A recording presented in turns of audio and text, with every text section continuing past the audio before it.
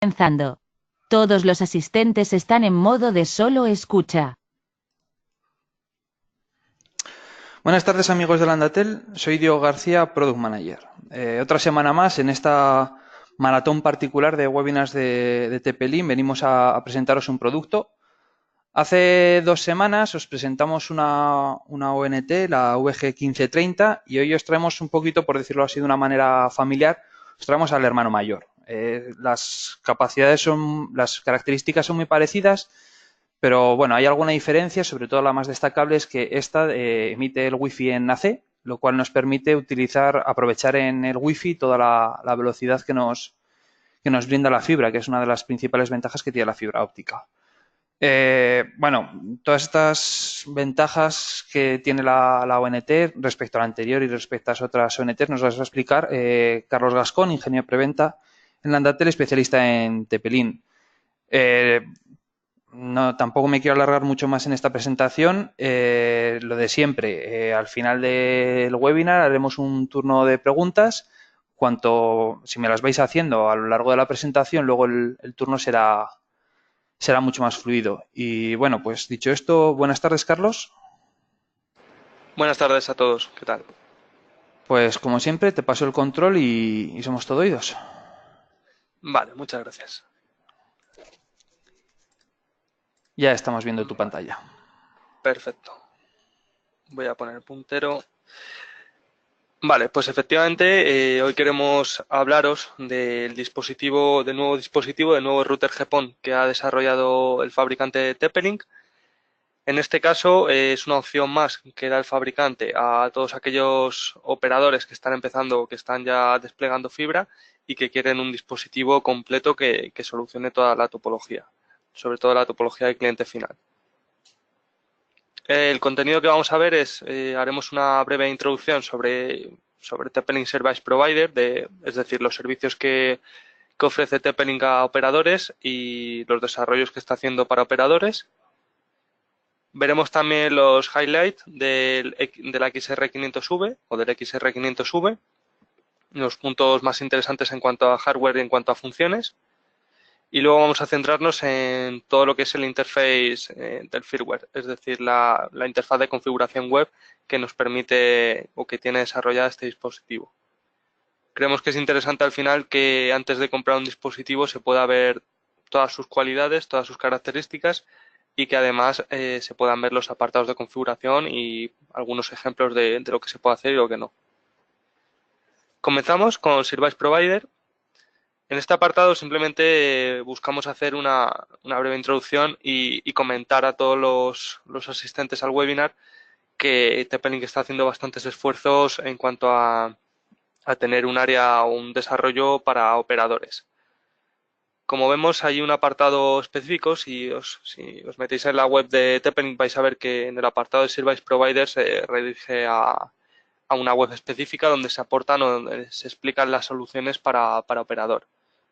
Al final es un área en la que TP-Link siempre ha tenido mucha fama y siempre han sido los equipos finales de cliente uno de los puntos más importantes de este fabricante y quieren seguir avanzando para todos los despliegues de fibra y ofrecer todas las alternativas, tanto con la VG1530 que hablábamos en el anterior webinar, como con este dispositivo ya doble banda y estándar AC. Con este dispositivo se plantea los siguientes puntos importantes o soluciona los siguientes temas. Por un lado se busca unificar y que sea un solo dispositivo, un todo en uno, el que cubra la red de la vivienda del cliente. Si yo soy un operador, en muchos casos voy a buscar que mi cliente solo tenga un dispositivo para yo solo tener que hacer el mantenimiento de un dispositivo o la gestión de un dispositivo. Es decir, no como antiguamente que se desplegaban ONTs más router por separado. Aquí buscamos simplificar la solución y que un dispositivo haga todo. Ese dispositivo tiene que trabajar con los 3 problemas habituales o solventar esos 3 problemas, que es las zonas muertas de cobertura en la vivienda del cliente, conexiones lentas dadas por chipset inalámbricos que no dan el rendimiento que tienen que dar o porque incluso hoy en día la concurrencia empieza a ser un factor importante en cuanto a la red wireless de una vivienda porque todos nuestros dispositivos van conectados de forma inalámbrica a la Wi-Fi. Entonces hay cosas que antes no eran importantes, ahora ya lo empiezan a ser. Y además, si somos un operador que está haciendo un despliegue en una zona concreta, nos va a interesar ver cómo es la gestión de las interferencias y sobre todo cómo van a sufrir los abonados esas interferencias. Al final vamos a buscar soluciones doble banda muchas veces no solo por rendimiento, sino también por la gestión de las frecuencias y porque sabemos que en 5 GHz vamos a tener más margen y más frecuencias para trabajar y poder hacer un reparto equitativo. Que un abonado que está en una comunidad de propietarios X no tenga interferencias con el piso superior o el inferior, que también es un abonado de mi red. Es decir, que podamos escalar en un mismo punto sin tener problemas de interferencias. Para este tipo de cosas, TP-Link plantea un dispositivo. Este dispositivo es, como comentábamos, el GPON XR500V. Esta es una imagen donde podéis ver cómo es estéticamente. Tiene las dos antenas para el wireless externas. Y bueno, es un dispositivo que no es muy voluminoso y con un diseño bastante sobrio. Como hablábamos, es un dispositivo doble banda y en cuanto a GPON cumple los estándares SITU, el 984.1, 2 y 3 y también la última revisión, la 4. También el G988, que es el estándar que habla o que especifica toda la parte de ONCI, que es uno de los puntos que luego trataremos más importantes. Y el estándar GPON, recordar como un repaso básico que nos permite hasta 2,5 GB de descarga y 1,2 de subida. Tasas que hoy en día, de momento, parece que están cubriendo las expectativas, pero ya se está viendo cómo desarrollar más velocidad sobre este estándar en futuras revisiones. Este GPON soporta ONCI. ¿Qué es ONCI? Bueno, ONCI, dentro del protocolo del estándar GPON, de la red GPON, se marcaba o se establecía un sistema de comunicación OLT-ONT con el que se puede gestionar la ONT. ¿Por qué? Porque este estándar al final es un estándar específicamente diseñado para operadores de Internet y para FTTH, para Fiber to the Home. Entonces, ese estándar lo que nos va a marcar o lo que nos simplifica es la gestión de una ONT de cara a que el cliente haga un uso indebido o que se pierda una configuración o que haya cualquier tipo de problema. Es un canal de comunicación que se establece entre OLT y ONT y nos permite gestión. Si hablamos del apartado de los puntos wireless del dispositivo, lo que podemos comentar es que es un doble banda, estándar AC, y es un 2x2, es decir, 300 megabits con dos antenas en 2,4 y 867 para 5. Al final vemos que en este caso TP-Link ha decidido optar por el punto medio como la mejor de las opciones. Es decir, un dispositivo 2x2 podría ser un 3x3, podría ser un 4x4, podría dar más rendimiento en wireless, pero al final los operadores muchas veces lo que están mirando o lo que miráis es el rendimiento-coste. Al final este equipo, a diferencia de una OLT, este equipo se va a escalar y el coste se va a multiplicar por el número de abonados que tengamos. Entonces, un coste incluso de 10 euros más, 10 euros menos, es un coste que se puede notar. Entonces, TP-Link en este caso ha pensado o ha desarrollado este dispositivo diciendo, bueno, ¿qué necesitamos? Doble banda. ¿Por qué? Porque cada vez los operadores locales o los operadores más pequeñitos dan más ancho de banda con soluciones de fibra. No podemos en este caso o queremos dar una opción que sea más que un estándar N en 2,4 y queremos pasar a estándar AC. ¿Qué hacemos? Pues un 2x2, que es un dispositivo que nos va a cubrir el rendimiento de red de 200, 300 megabits que estemos dando al abonado. Al final es un rendimiento lógico y es el punto medio y por eso creemos que es una de las mejores opciones que hay. Si vemos la parte trasera del dispositivo, pues podemos ver lo habitual en un dispositivo GPON. 4 puertos LAN gigabit, importante, todos los puertos son gigabit. El puerto para la fibra óptica, en este caso es UPC, botón de encendido, alimentación y 2 puertos para telefonía. Con estos 2 puertos pues podremos dar todo el servicio de voz IP en la casa del abonado. Tenemos además 2 botones, uno para activar WPS y otro para activar la wireless o desactivarla. Y por último, el típico pulsador de reset que está más oculto para evitar que el abonado le pueda pulsar sin algún clip o similar. Este dispositivo, como comentábamos, permite o soporta llamadas voz IP. Entonces, tiene 2 puertos FXS para conectar 2 teléfonos físicos o incluso más si se conecta toda la red analógica y tiene las siguientes funciones. Son funciones más similares a una centralita, obviamente una centralita básica porque la intención de este dispositivo no es suplir una centralita, y lo que nos permite es hacer llamadas en espera, transferir una llamada, horarios para evitar las molestias, horarios donde no entran llamadas, restricción de ciertas llamadas, podemos bloquear ciertos números que sepamos que nos están molestando y que no queremos recibir llamadas de estos números, y luego además podemos almacenar las grabaciones del buzón de voz en los puertos USB. Tiene un puerto USB donde podemos poner algún sistema de almacenamiento, como puede ser un pendrive o un disco duro, y en ese puerto USB podemos ir almacenando todo puede ser una memoria o un almacenamiento para los buzones, los mensajes de buzón de voz. Además nos permite hasta 8 cuentas SIP con la configuración.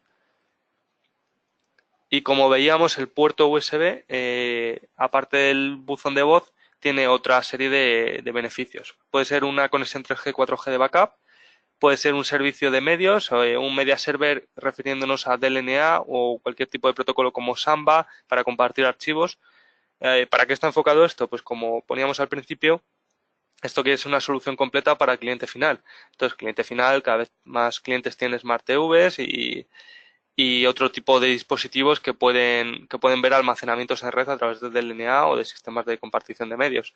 Entonces, con este dispositivo podemos compartir una unidad y ver contenido en la televisión o en otro tipo de dispositivos. Además, en general nos permite almacenamiento de red. Si la vivienda de nuestro cliente quiere hacer un almacenamiento de red para compartir 4 archivos entre 2 ordenadores, lo pueden hacer de forma muy sencilla. El puerto USB es un USB 2.0 y está en el lateral.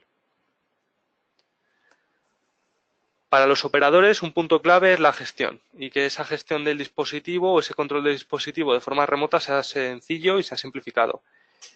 ¿Cómo soluciona esto TP-Link? De dos formas. Por un lado, con ONFI. Toda la gestión ONFI nos permite gestionar o configurar el dispositivo en remoto y hacer distintos cambios de forma remota, y luego además a través del protocolo TR69. Teniendo un servidor colgando en nuestra red o en nuestra sede central o en nuestro CPD un ACS con TR69, podemos comunicar o enviar ciertos parámetros y configuraciones a nuestro Archer XR500V. De esta forma conseguimos que la gestión sea bastante más sencilla, conseguimos evitar costes de desplazamiento de técnicos y conseguimos que si tenemos en nuestra sede un call center para atender incidencias, se pueda trabajar directamente con el dispositivo a través de TR69. El protocolo TR69 es una de las peticiones que siempre han hecho los clientes de los dispositivos de TP-Link. Siempre ha sido una petición que se ha tenido al fabricante y con este dispositivo ya vemos que TP-Link lo ha tenido en cuenta y ha hecho el desarrollo necesario para que el dispositivo soporte TR69 sea compatible con ACS. Además, otros puntos que interesa comentar es el soporte de VLANs en la WAN. ¿A qué me refiero? Me refiero a VLAN tagging. Normalmente los despliegues de fibra óptica se suelen desplegar o se suelen configurar en 3 y 4 VLANs, sobre todo las 3 principales para los 3 servicios clave, que serían voz IP, televisión e Internet. Y además soporta IGMP para estas conexiones para evitar cualquier tipo de problema con tráfico multicast. Cosa importante normalmente en servicios de IPTV, donde se envía el tráfico multicast y puede saturar la red. Con IGMP evitamos este tipo de problemas. Después mostraré en el interfaz cómo se configuraría toda la parte VLAN tagging y qué funciones nos permite hacer el dispositivo. En cuanto a seguridad, TP-Link también es un área en la que ha estado haciendo mejoras y ha implementado varios cambios. Siempre se ha configurado mediante el firewall SPI que implementaban los dispositivos, pero ese firewall ahora tiene algunas mejoras y además se han implementado funciones de Access Control. Con Access Control me refiero a que se puede bloquear el acceso a la red a ciertos dispositivos que estén conectados y podemos hacer una whitelist o una blacklist según queramos permitir o denegar ciertos dispositivos. También tenemos protección contra la denegación de servicio, que es algo que TP-Link está implementando en todos los dispositivos que está sacando hoy en día. Y aunque no se vea como algo habitual un ataque de denegación de servicio a un cliente final, cada vez vemos más casos en los que esta protección es necesaria. previene distintos tipos de inundación, como puede ser por ICMP o por TCP, y al final es un dispositivo que nos va a aportar seguridad de cara al cliente final. No es habitual que este tipo de sistemas de denegación de servicio tengan que entrar en marcha o tengan que activarse, pero aunque se nos active en un cliente solo, aunque solo lo usásemos en un cliente, ya va a ser un cliente que nos va a venir bien tener esa protección. Al final, en todos estos aspectos de seguridad hay que tener en cuenta la probabilidad, pero no solo la probabilidad, sino el daño que pueda hacer un caso concreto que tenga un ataque de negación de servicio y que sea un abonado que al final no esté contento y que pueda tener consecuencias en nuestro servicio. También tenemos filtrado por URL, filtrado por MAC y filtrado por IP.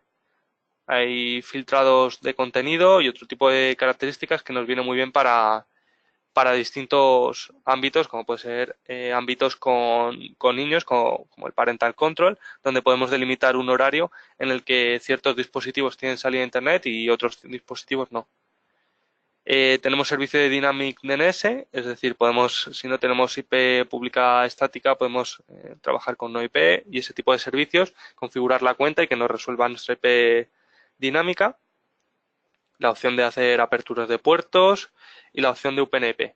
La opción de UPnP es muy interesante para los clientes porque, bueno, siempre hace algo que parece una tontería, que se hace una apertura de puerto y que muchos clientes no quieren. Cada vez los clientes tienen más servicios que necesitan esa apertura de puerta, ya sea porque son servicios cloud, porque son servicios que publican cualquier tipo de función al exterior y necesitan que se abra el puerto de forma sencilla. Con UPnP, con este sistema, con este protocolo, conseguimos que no haya que hacer esa configuración y simplemente habilitando UPnP se van a abrir los puertos necesarios para un servicio concreto. Respecto al firmware, lo primero que comentaríamos es que hay tres apartados muy diferenciados. El primero es el Quick Setup. Es un asistente rápido donde vamos a poder poner en marcha el dispositivo en cuestión de minutos, muy útil para la parte técnica que haga un alta a un abonado. También tenemos un apartado Basic, que es donde vamos a poder hacer las configuraciones más sencillas, normalmente configuraciones de ya sea la conexión, la salida a internet, de wireless, de teléfono, sobre todo en la parte USB. Este apartado estaría más enfocado incluso si se quiere meter y configurar algo el cliente final, pues que lo pueda hacer desde un entorno más amigable. Y luego ya el apartado Advanced, donde se puede parametrizar al máximo detalle todo el firmware del dispositivo y todos los protocolos que lleva implementados. Tanto en Basic como en Advanced vemos un plano de red o un mapa donde se muestran los dispositivos que hay conectados de forma inalámbrica y el estado de la red, si salía a internet o no, de forma rápida. Y en el apartado Advanced se organiza todo por diferentes cubos o cuadrados donde la información queda bastante clara. Ahora lo veremos. El Quick Setup tiene los siguientes pasos. Como es habitual, delimitar la región en la que se trabaja. La configuración para GPON. Esta configuración nos permite introducir un serial number concreto, que no sea el del dispositivo, y un GPON password concreto. Una vez que se hace eso y que se autentica contra la OLT este dispositivo, va a marcar el estado 5 como marca el estándar GPON, es decir, que está registrado y tiene comunicación contra la OLT. Y luego, además, se nos va a solicitar en el siguiente paso cuál es la configuración WAN.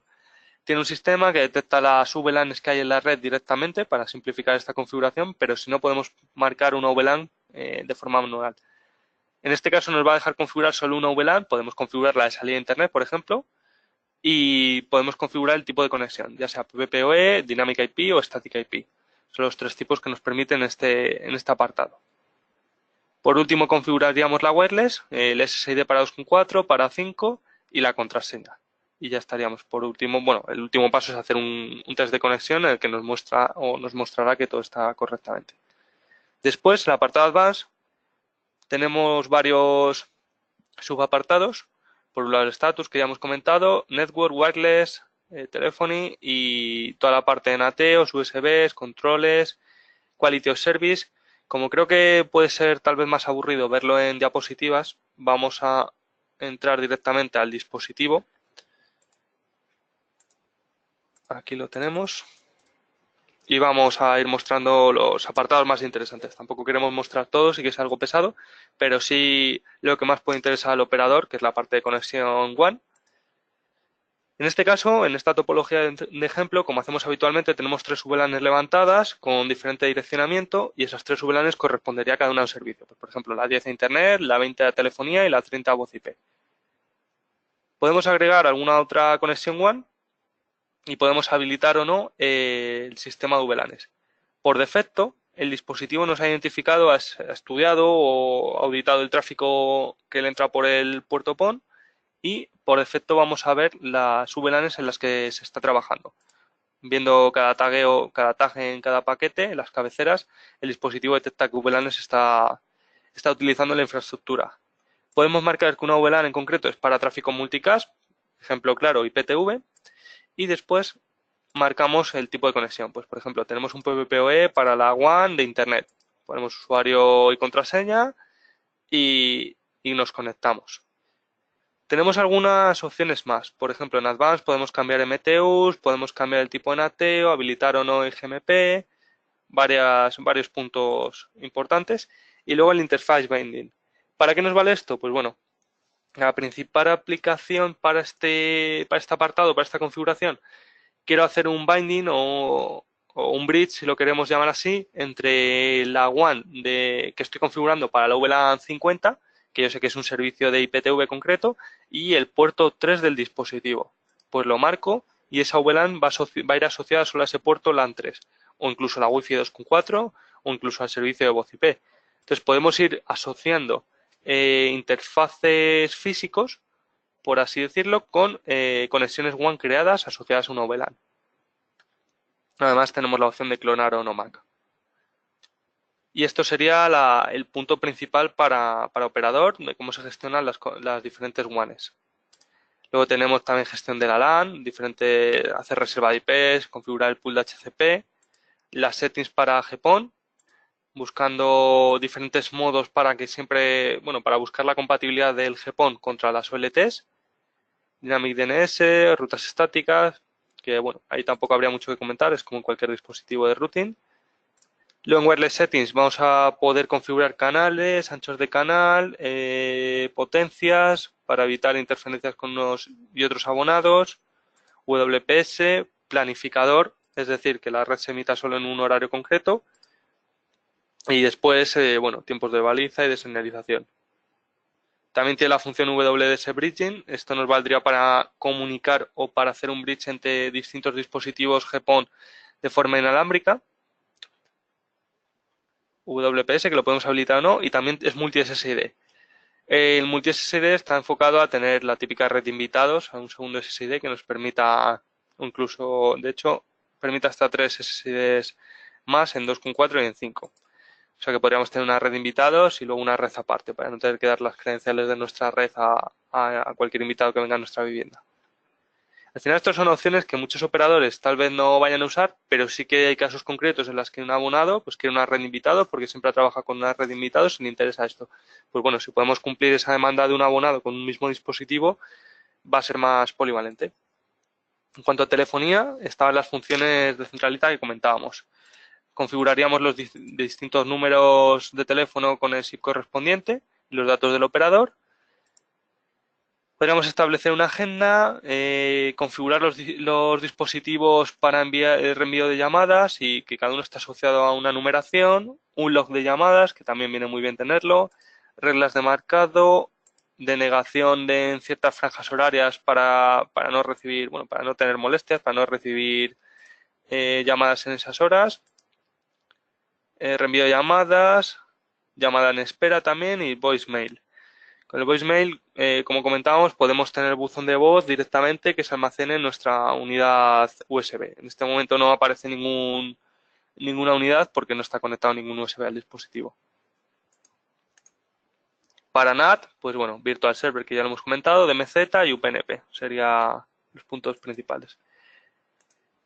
USB aparte de almacenamiento, que puede ser con usuario y contraseña, y puede ser almacenamiento vía FTP local o almacenamiento para media server por DLNA o almacenamiento también por FTP externo de fuera de la red con la IP pública y conexión 3G, 4G. Podemos habilitar que la conexión 3G 4G sea un backup en ciertas zonas que por lo que sea el cliente nos solicite un backup o porque tengamos desplegado una infraestructura a la que nos interesa un backup por 3G 4G. Podemos habilitarlo y podemos configurar los diferentes perfiles, Movistar, Orange, el perfil que sea. Los controles parentales, que como comentábamos delimitan el tiempo de acceso a Internet para dispositivos y además son muy sencillos de configurar. Podemos marcar qué dispositivo y qué tiempo le damos en un planificador horario. Es muy sencillito. Y la gestión de Quality of Service, que esto sí que interesa mucho a los operadores. ¿Qué podemos hacer? Este dispositivo tiene un Quality of Service por protocolo, es decir, no es un Quality of Service propietario que te permite un algoritmo concreto, sino que nos permite trabajar con DSCP, con protocolo QS por DSCP, y los marcados del 802.1p. Entonces, tenemos 3 algoritmos principales. El primero sería colas simples y colas de prioridad, en el que se establece la típica cola donde hay paquetes que tienen más prioridad y pasan antes. Luego, colas ponderadas, en las que a las diferentes clases de paquetes, clases me refiero al marcado que tengan en DSCP, se le asigna un peso y van entrando en la cola según ese peso y se les da un tiempo de salida de Internet o un tiempo de conexión determinado según el peso. Y luego, a través del algoritmo CAR, que lo que nos permite es limitar, es un bandwidth por kilobyte por segundo. En vez de basarse en colas, se basa en estimación de lo que es el bandwidth y el ancho de banda por los kilobytes que va generando cada tráfico. Para los paquetes podemos hacer 3 acciones. Marcar a cero, es decir, dejar el tagueado sin marcar realmente, con un valor nulo o un valor cero. Dejar en transparente, es decir, que el paquete que me venga tagueado, por ejemplo, que sea voz IP y me venga con un DSCP concreto que ya está marcando una prioridad, lo paso tal cual. Y luego remarcar, me viene un paquete con una prioridad X y yo lo quiero priorizar por lo que sea, pues le subo la prioridad o la cambio. Y todo esto luego se gestiona con las reglas. Podemos levantar distintas reglas para que los paquetes que me vienen con un marcado concreto los paso a la cola 1 del dispositivo. El dispositivo al final trabaja con 4 colas físicas y otras 2 extra y esas colas lo que nos van a permitir es enviar el tráfico y segregarlo igual que se hace en cualquier dispositivo de red, como puede ser un switch. Al final creemos que que da mucho juego el Quality of Service y que es muy interesante para operadores que quieran afinar mucho la configuración. Si es un Quality of Service por propietario del fabricante, al final siempre puede ser más complicado adaptar eso a nuestra red. Si nuestra red está cumpliendo protocolos, pues está bien, para eso sirven los protocolos, para estandarizar comunicaciones. Para la seguridad, vemos todo el apartado de negación de servicio, habilitar o no el firewall, ataques por ICMP, por UDP, por TCP y toda la configuración de los niveles a partir de los que entra en acción la protección contra la denegación de servicio, que también es interesante. Podemos filtrar ciertos servicios de acceso al router, access control para permitir unos dispositivos sí y otros no, que tengan acceso en la red, no solo salir a internet, sino acceso a nuestra red local. Y luego asociaciones IP-MAC. ¿Para qué? Bueno, pues esto se suele utilizar mucho para dejar entradas estáticas en la tabla RP y para servicios como Wake on LAN. Después lo que nos faltaría por ver es todo el apartado de System Tools, donde lo más destacable realmente parte de TR69. Tenemos toda la configuración para el TR69, que está bastante simplificada. Además podemos decir por qué WAN. Si tenemos una VLAN concreta a través de la que vamos a hacer la gestión y es una VLAN de gestión donde vamos a tratar el 11 y el TR69, pues lo podemos marcar aquí. Usuario y contraseña del ACS y del propio dispositivo. Podemos hacer monitorización de tráfico y después los menús habituales. Backup and Restore, Firmware Upgrade y bueno, diagnósticos de la red. Dentro de Backup and Restore destacaría la opción de Factory Default, que podemos hacer un Factory Default y si hacemos un Factory Default habitual o normal, no se va a perder la configuración del GPON. Y de hecho, a través del botón Reset, si no recuerdo mal, también ocurre lo mismo. Se pierde la configuración salvo la de GPON. ¿Para qué está pensado esto? Pues para que siga habiendo comunicación OLT o ONT y se pueda seguir gestionando la ONT o el GPON XR500V a través de OnZip y a través de la OLT. Creo que hemos podido ver todos los apartados más interesantes y sobre todo que antes de adquirir el dispositivo pues podáis conocer las funciones que tiene y cómo se desarrolla. Vamos ahora a dar un tiempo de preguntas. Creo que ya Diego tiene por ahí alguna pregunta para hacernos y vamos respondiendo. Sí, bueno, muchas gracias, Carlos. Ha sido, sobre todo la parte de la interfaz, yo creo que es muy útil eso de poder verlo en directo y ir navegando por ella. Te voy a hacer unas preguntas. Gran parte de ellas son un poquito también repetidas de los webinars de la 1530, pero un poquito también para ver que los dos equipos todos son muy parecidos, si bien este tiene varias mejoras. Te lo pregunté la otra vez, te lo vuelvo a preguntar. Compatibilidad con OLTs y sobre todo las dos clásicas de Huawei ZTE. Vale, efectivamente el dispositivo será compatible con las principales OLEDs de Huawei, ZTE también, Alcatel y Fiberhome con algún modelo concreto, ¿vale? Eso serían los principales puntos de compatibilidad que tiene. Al final, como comentaba, es un dispositivo que ha sido desarrollado específicamente para operadores y, y se nota bastante en este tipo de aspectos en los que es clave tener resuelta la compatibilidad, ¿vale? Entonces ahí no debería haber problemas, siempre, como es lógico, que se tenga acceso a la OLT y se puedan configurar sistemas de autenticación entre OLT y ONT, pero no habría problema. Muy bien, y también un poquito de heredada del anterior webinar, si yo quisiese utilizar esta ONT para sustituir la ONT del operador que tengo ahora mismo, ¿puedo cambiar, configurar el GPON password y el GPON serial? Vale, sí, como comentábamos, se puede configurar el GPON password y el GPON serial. De hecho, lo voy a mostrar directamente en la interfaz. En el apartado Network hay un subapartado que es GPON, donde se podría configurar. Y siempre que tengamos esos datos del operador mayoritario y según cómo sean esos datos, ahí el problema, pues, como siempre comentamos, es que el operador mayoritario del caso que estamos poniendo para un cliente final, el cliente final no tiene gestión de la OLT, no puede entrar a la OLT, contrata un servicio y ya está, no tiene más gestión. Y al operador mayoritario no le interesa que se cambie ese dispositivo. Entonces sí que los operadores normalmente más grandes ponen todo tipo de trabas a que se pueda cambiar su dispositivo. Ahí lo ideal es hacer la prueba. Sí que podemos decir que el serial number y el password se puede introducir uno distinto, pero tendrán que hacer la prueba, si un cliente final quiere hacer ese cambio, tendrá que hacer la prueba para ver si su operador permite ese cambio o no, porque de hecho tenemos casos en los que ciertos clientes nos han reportado que en unas líneas sí han podido hacer el cambio, en otras no, es decir, que ni siquiera se estandariza o se estabiliza todo el mismo servicio para un mismo operador, sino que depende de la central a la que esté conectado y de la OLT a la que esté conectado. Muy bien, un poquito, sigo con el hardware. Dentro de la Wi-Fi, la ganancia de las antenas, ¿se podría conocer? Sí, bueno, como ahora mismo me pilláis, que no recuerdo, si aprovecho y muestro la página donde está publicado este dispositivo del fabricante y tenemos un apartado de especificaciones donde lo vamos a poder ver de forma muy rápido. Como hablábamos, es un 2x2 y para 2,4 GHz serían 3 dBi y para 5 GHz 4 dBi. Como sabemos, al final 5 GHz tiene más pérdida en espacio abierto y por eso siempre se le da un poquito más de ganancia. Es un dispositivo que en cuanto a wireless estamos muy contentos con el rendimiento que aporta. Muy bien, ¿y tendríamos limitación de usuarios en wireless? ¿O tenéis un número recomendado de no más de tantos usuarios? Sí, a ver, en principio las limitaciones para este tipo de dispositivos suele ser por software incluso hasta 32. Normalmente para que el dispositivo vaya bien y sea un reparto equitativo entre los clientes y funcionen todos los clientes de forma correcta, se recomienda no pasar de 16 dispositivos por banda. ¿Vale? Eso es una recomendación habitual en cualquier dispositivo doméstico. Y en general no nos hemos encontrado hasta ahora ni con este dispositivo ni con los GPON de TP-Link, incluso me atrevería a decir que con los wireless router, como podía ser en su día 841 o C1200 o 940 o 840, no nos hemos encontrado en especial problemas de ese tipo. Muy bien.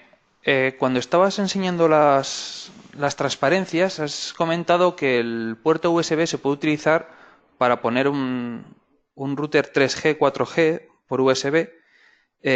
¿Se podría gestionar algún balanceo de carga? ¿Siempre se utilizaría como failover? La configuración que se permite en este caso es siempre failover, ¿vale? Normalmente los balanceos de carga tienen una serie de consecuencias en cuanto a chipset y en cuanto a rendimiento del dispositivo, y en este caso solo se permite lo que es el 3G, 4G de backup, no hace balanceos. Muy bien. Bueno, la segunda pregunta yo la veo muy teórica, que tampoco es muy del dispositivo, pero a ver si nos puedes un poco ayudar. El TR69 y el ONCI nos preguntan si no son redundantes y si no lo son, dentro de de la configuración de la ONT, ¿qué aplicaría a cada una de ellas? Vale, a ver, no son redundantes en cuanto a que concibe ese sistema de gestión contra la OLT. Entonces, distintas OLT suelen tener algún tipo de software o gestión para enviar instrucciones o ciertas, más que configuraciones, instrucciones muy concretas o puntos muy concretos sobre el GPON. El TR69 o tener un sistema de un servidor ACS suele permitir bastantes más funciones en cuanto a que se monitoriza toda la línea de los suscriptores y normalmente son soluciones más concretas. En el caso de ACS, normalmente TP-Link en este caso lo que proporciona a alguien que quiera implementar este dispositivo contra un ACS es el listado de parámetros que son modificables. Yo ahora mismo de memoria no os podría decir, pero bueno, eso llegado el caso. Si alguno de vosotros es operador y quiere implementarlo contra un TR69 y ver qué opciones se da, se puede solicitar sin problema al fabricante ese listado de parámetros modificables y actualizables, y el fabricante nos lo da como nos lo ha dado para otros dispositivos GPON. Entonces, no son redundantes porque se suele gestionar distinto. ONCI al final es la comunicación entre OLT y ONT. TR69 comprendería o incluiría toda la gestión de los suscriptores, omitiendo la parte de la OLT, de lo que son los CPs, de los equipos finales, de las XR500V en este caso. Muy bien. Has hablado de la apertura de puertos. ¿Se puede hacer una distinción entre el control que tiene el operador y el control que tiene el usuario final a la hora de los puertos? Por ejemplo, ¿podría el operador denegar o permitir algún servicio independientemente de la configuración que realice luego el cliente? En este caso, si el cliente tiene, como lo suelen gestionar muchos operadores, por lo que sabemos es, a ver, si el cliente al final tiene el acceso al interfaz a la interfaz web, perdón, del XR500V, va a poder cambiar esos puertos. Ahí no va a haber una jerarquía o una herencia en la que el operador remoto tenga prioridad. Al final, el último valor es el que se va a quedar, el que haya modificado el cliente o el que haya modificado el operador. Normalmente para ese tipo de casos lo que se hace es se trabaja con TR69 y se hace la configuración en remoto. El cliente solicita una apertura y el operador hace esa apertura de los puertos concretos. Porque también, como todos sabemos, un cliente final accediendo a la interfaz de router a sus anchas puede tener bastante peligro, no solo en cuanto a puertos, porque al final puertos sería un cambio menor. Entonces, como digo, en ese caso no hay una jerarquía en la que se pueda priorizar al operador que está en un CPD concreto o que va a la instalación respecto al cliente. Se quedaría el último valor configurado. Muy bien. ¿La Wi-Fi de invitados se aísla por defecto del resto de la red o habría que aislarla manualmente? En principio son SSIDs. En otros dispositivos de TP-Link sí que se suele permitir, sí que se enfoca no como multi-SSD, sino como una red en guest, una red de invitados. En este caso habría que verlo. Yo de primeras te diría que habría que hacerlo con Access Control o con alguna opción similar para hacer ese bloqueo de lo que es la red de invitados a a la red local de la wireless normal. En principio yo creo que sí que hay comunicación. Es una buena pregunta, habría que verlo. Eso, bueno, luego Diego creo que dejará un buzón de preguntas y este tipo de preguntas más concretas, si nos las queréis pasar, lo podemos investigar con el fabricante y os damos la solución. Estaba mirando a ver si en el apartado de multi-SSD veíamos algo y no, sí que TP-Link en otros dispositivos, cuando lo llaman Guest SSID, no nos permite hacer hasta 3 SSID, solo nos suele permitir uno por frecuencia o por banda, y ahí sí que hay una casillita, normalmente un check, donde podemos indicarle que no permitimos el acceso a la LAN. En este caso no. Sí, bueno, como dice Carlos, cualquier pregunta que os surja después, bueno, este webinar se colgará como vídeo en YouTube. Los comentarios de YouTube de todos los vídeos los revisamos y los contestamos. O si no, como siempre, el webinar técnico@landatel.com nos podéis hacer cualquier tipo de pregunta y si bien nosotros nos pondremos en contacto con el fabricante para contestarla. Bueno, ya voy a acabar un poco las preguntas, que tampoco habíamos planificado este webinar para ser demasiado largo. En la parte de teléfono has dicho que el voicemail se puede guardar en USB, pero ¿se podría dirigir el voicemail a algún FTP externo al equipo, tanto dentro como fuera de la red? En principio no, nos permite almacenarlo en almacenamiento interno, si no recuerdo mal, el XR500V tiene una pequeña memoria interna donde podemos almacenarlo. De todas maneras vamos a verlo. Y después lo que nos permite es meterlo directamente contra el USB. A ver, un segundo. Sí. No, nos permite acceso remoto a lo que es el puerto y vamos a ver un segundín. No, no nos permitiría, tendría que ser de forma local. De forma local, no permitiría el acceso a un FTP remoto. Muy bien, y ya por último, para acabar, como digo, no habíamos planeado extender este webinar mucho en el tiempo. El USB un poco, ¿tiene alguna limitación de espacio que pueda almacenar a la hora de poner un almacenamiento externo? No, en principio, como mucho, las limitaciones habituales de que probablemente tenga que ser un sistema, si es un disco duro, ya hablamos de mucho espacio, porque bueno, pendrive lo suele cubrir sin problemas. Si hablamos de un disco duro ya con más espacio, normalmente hasta 2 teras no suele haber problema. Luego depende de, bueno, de cómo se haya formateado ese disco duro y del sistema de archivos, si es MBR o no. Pero vamos, en principio hasta 2 teras no suele haber problema. Muy bien, pues ahora para terminar, si no te importa, Carlos, voy a recuperar yo mi pantalla. Sí, claro, sin problema. ¿Me confirmáis que se está viendo mi pantalla, por favor? Sí, sí, perfectamente.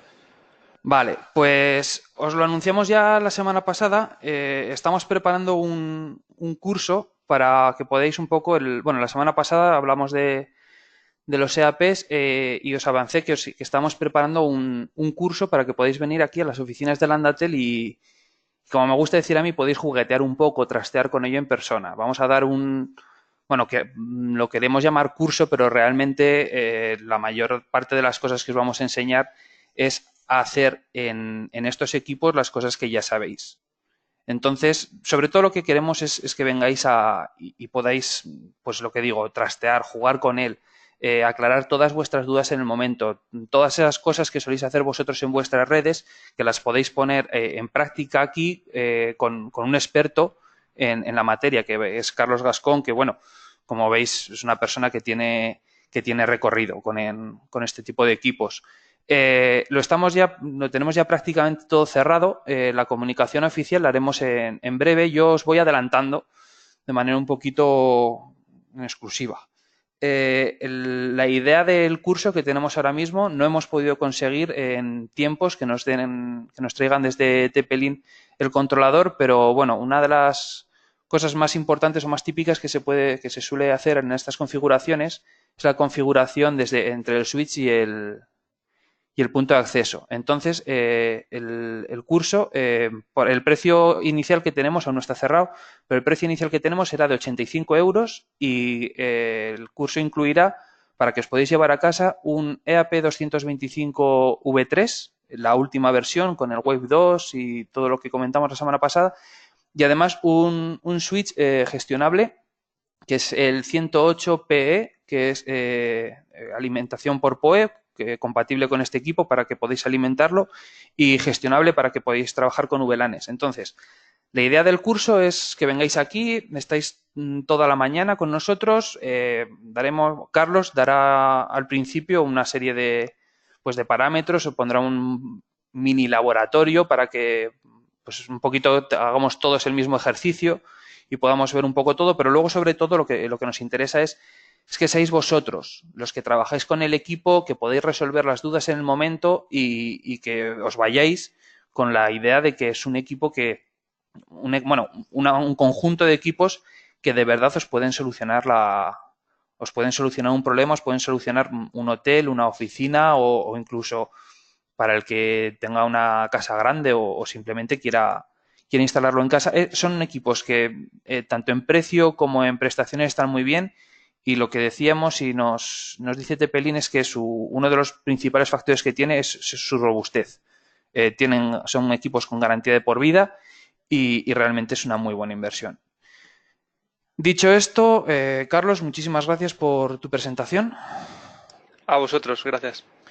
Y al resto, muchísimas gracias por asistir. Ya os digo que esto es un adelanto. La publicación oficial con el precio y todo será en breve, pero si estáis un poco atentos, podéis ser los primeros en pedirlo. Como pone en la presentación, el número de plazas es limitado. Creo que son 20 plazas, aún no lo tengo muy seguro. Entonces, sí que os diría que en el momento que recibáis la comunicación, os deis prisa para aseguraros que podéis coger esta plaza. Y lo dicho, muchísimas gracias por venir y seguimos en contacto. Que paséis un buen día.